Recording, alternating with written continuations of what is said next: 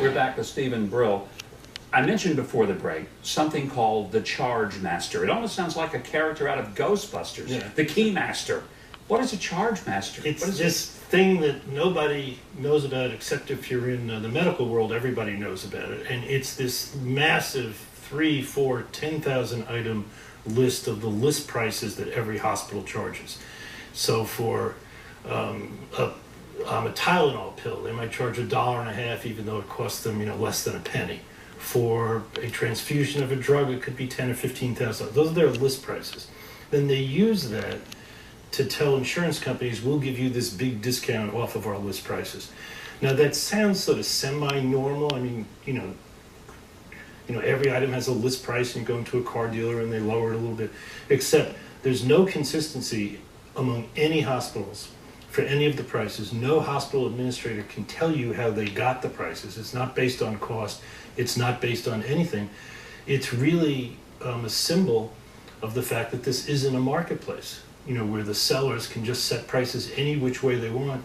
They feel no obligation to explain it, and in fact they can't explain it because they literally can't explain it. So this is like the Charge Master might say, okay, we're going to charge $10,000 for a heart stent. Yeah. In this hospital. Another hospital might charge $5,000. It'd be $2,000 in another hospital, and yet the hospital where it's $2,000 could charge 6 times what the other hospital charges for something else. There's no rhyme or reason. There's no standard. No. And the reason is it's all unaccountable. No one ever had to explain it, because if you're in that marketplace, the seller has all the power.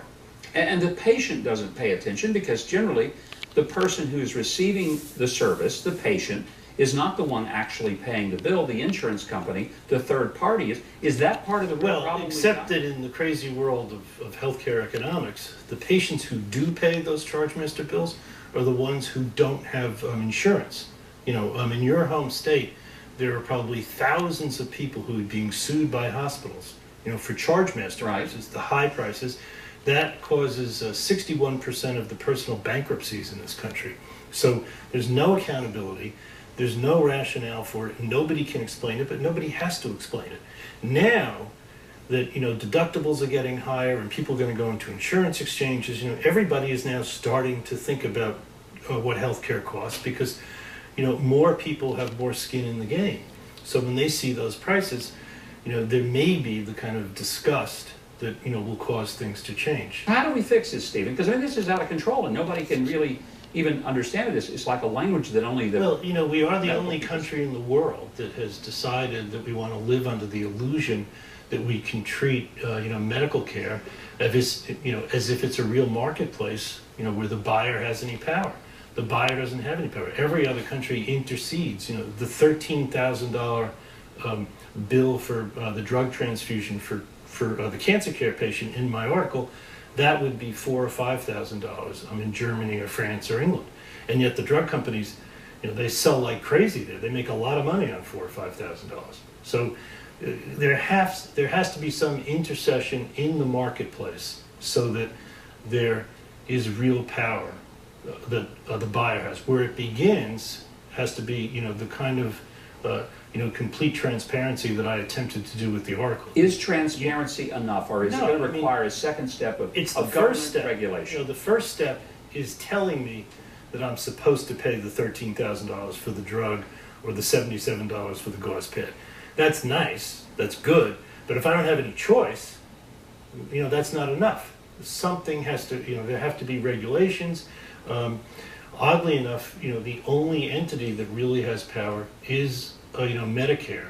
They do it really efficiently. And lest your viewers get all excited, I should underscore the fact that Medicare is actually mostly run by the private sector. There are like 600 government employees and something like 8,000 employees in the private sector who do a wonderful job administering Medicare. Thank you very much for the article, Bitter Pill. It is a bitter pill, and appreciate your being here. Happy to be here, Governor. Thank you. One of Adele's biggest hits like you have never heard it before. You've seen them on YouTube, the Piano Guys. They're here next.